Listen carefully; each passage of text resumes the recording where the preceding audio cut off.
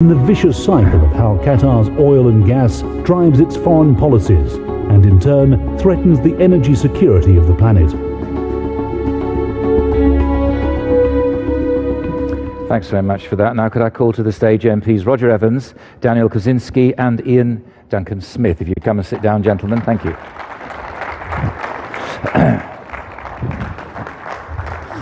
Hello, sit where you wish. I'm going to sit there. Good afternoon. Welcome. Hello. Welcome. Hello, nice to see you. Hi, nice to see you. Come and sit in. Thank you very much indeed. Now, David Kaczynski, you know well because he was this morning. Roger Evans, a member of the Conservative Party, served as Deputy Mayor of London, working ultimately with the Conservative Mayor Boris Johnson till his retirement in 2016, and during his tenure as Deputy Mayor he oversaw building relations with businesses. It was also during this time that Qatar was acquiring prime residential properties in London. Ian Duncan Smith, former leader of the Conservative Party 2001 من الحزب المحافظ، ولدينا أيضا مسؤولين من العلاقات الخارجية. ما نحاول أن نصل إليه the hinterland of Qatari investment. هو شأن الاستثمار القطري خارج بلدها. لقد كنت تنظر من نافذتك وكان هناك مبنى في شركات خارج البلد. في مشاريعك السابقة ماذا سمعت بالضبط؟ هل كنت قلق بشأن الاستثمارات الضخمة؟ هناك دائما الاستثمارات الخارجية في لندن، وهذا مكان جيد حتى تستثمر فيه، وأعتقد أنه يجذب المستثمرون من كل أنحاء العالم، لأنك يعلم أن لن توجد حرب في بريطانيا ولن يتم حتى مصادرة ممتلكاتك. لذا الكثير من البلدان تستثمر في لندن ونحن نرحب بهم، ولكن الأمر مفاجئ حينما تجد معدل الاستثمارات القطرية والأشياء المختلفة التي يشتروها. وأيضا هناك ممتلكات شهيرة كالأبراج الشهيرة في لندن، فالأشياء أيضا كالكناري لأنها فعلا لديها قيمة استراتيجية في لندن، وأشياء أخرى الجانب من الشيء المجاور للسفارة الأمريكية. يوجد أيضا مساحة تصل إلى 20 مليون قدم من الممتلكات العقارية المملوكة لهم، وأيضا الكثير من الأشياء التي على جانب النهر مملوكة لهم، وهناك أيضا مبان عديدة. هناك أيضا استثمارات عقارية قريبة من الأنهار، فكناري وورف تستغل وتستثمر أموالهم، لذا هم يبنون في البنية التحتية. هم أيضا يوفرون وظائف للبريطانيين، هذا جيد للاقتصاد ودعم الشعب القطري. المشكلة هو أنه يوضح لك طريقة اتخاذ القرار هناك.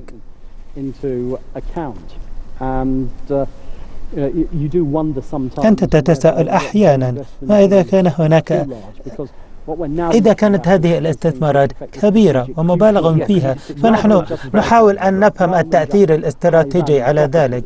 إذا كانت العقارات مهمة جدا، فبعض الممتلكات هامة جدا خصوصا بعد الخروج البريطاني من الاتحاد الأوروبي. وأنا أعتقد أن الحكومة تحتاج أن يكون لديها خطة للتعامل مع الاستثمارات الخارجية في بلدنا، وأعتقد أن الحكومة الحالية تحاول أن تنظر إلى الفرص المختلفة بهذا الصدد. أعتقد أنك رسمت صورة واضحة. هل تعتقد أن هناك وقت والذي يوجد به عدم قبول من الحكومة الحالية لما تقوم به قطر الآن؟ أنا أشك أن هذا سيحدث من خلال الحكومة، ولكن يمكن أن يحدث من خلال الضغط العام أو ضغط الجمهور، لأن الجمهور يمكن أن يخلق حملات بسرعة ويوجهها للحكومة مطالبين بإجراءات. لذا هناك بعض الأشياء التي تحدثت عنها عن قطر واستخدام العمالة بشكل غير لائق، وأيضا دعم الإرهاب، وهذا قد يؤدي إلى تغيير آراء الناس تجاههم. لقد تحدثنا عن ذلك في الصباح. هل مهم لك أن بلد قادر تستثمر أو تستبعد بعض الاستثمارات خارج بلدنا؟ بالطبع محليا في قطر لديهم تعداد سكان صغير، لذا يمكن أن يستثمروا خارج بلدهم. وأيضا لندن وبريطانيا كما قال زملائي من أفضل الأماكن للاستثمار، ويأتي إليها الكثير من المستثمرين الأجانب من الاتحاد الأوروبي.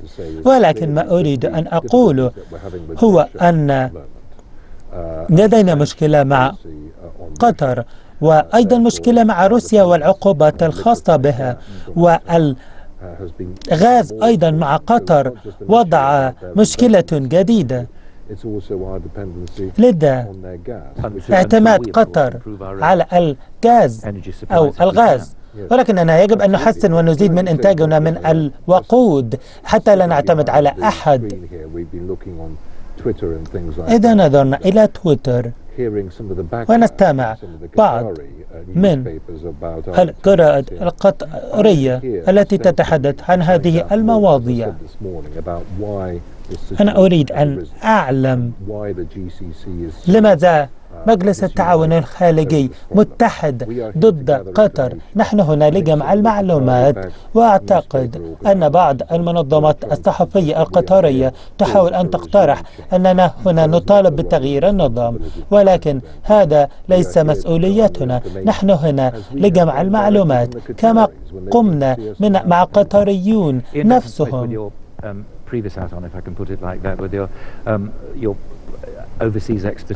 إن لديك خبرة في الإدارة والإدارة.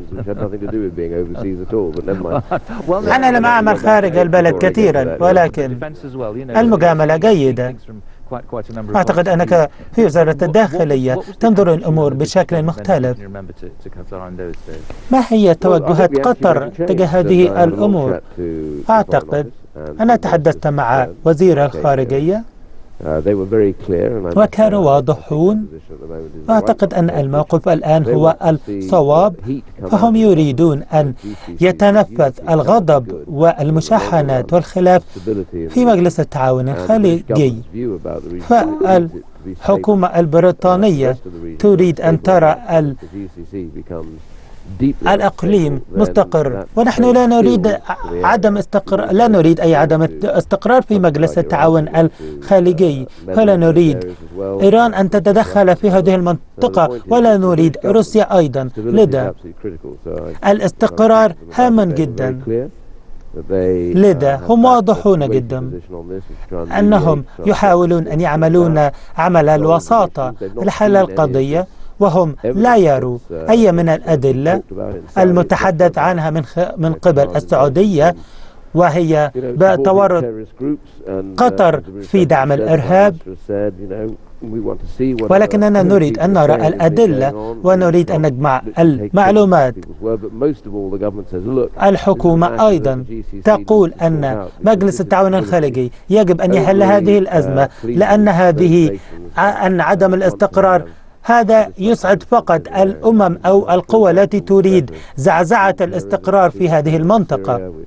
فنحن نرى ما يحدث في سوريا وفي مناطق مختلفة من الإقليم، وأيضا في الهجمات التي حدثت في بريطانيا. لذا نحن نركز على الاستقرار، ونحن لا نطالب أبدا بتغيير النظام.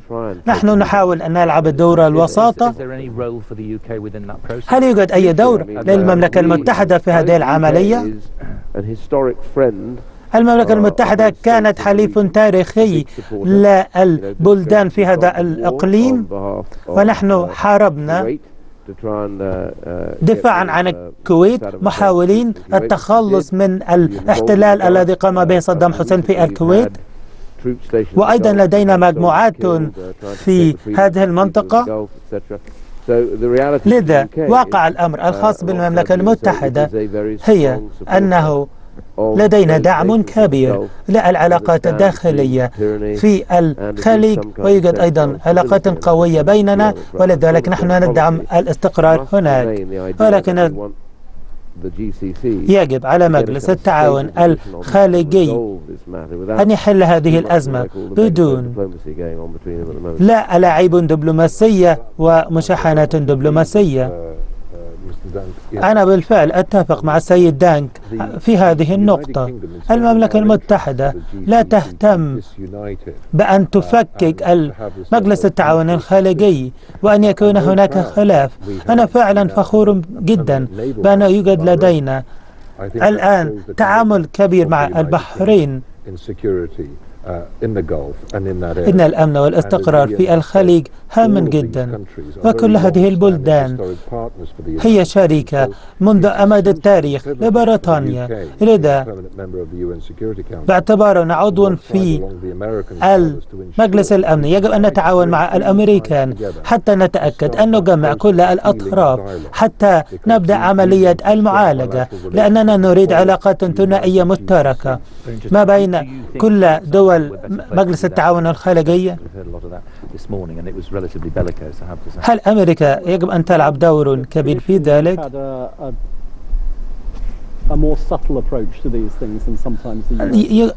أمريكا يوجد لديها أسلوب أدق أو مختلف. لقد سافرت للكثير من البلدان العربية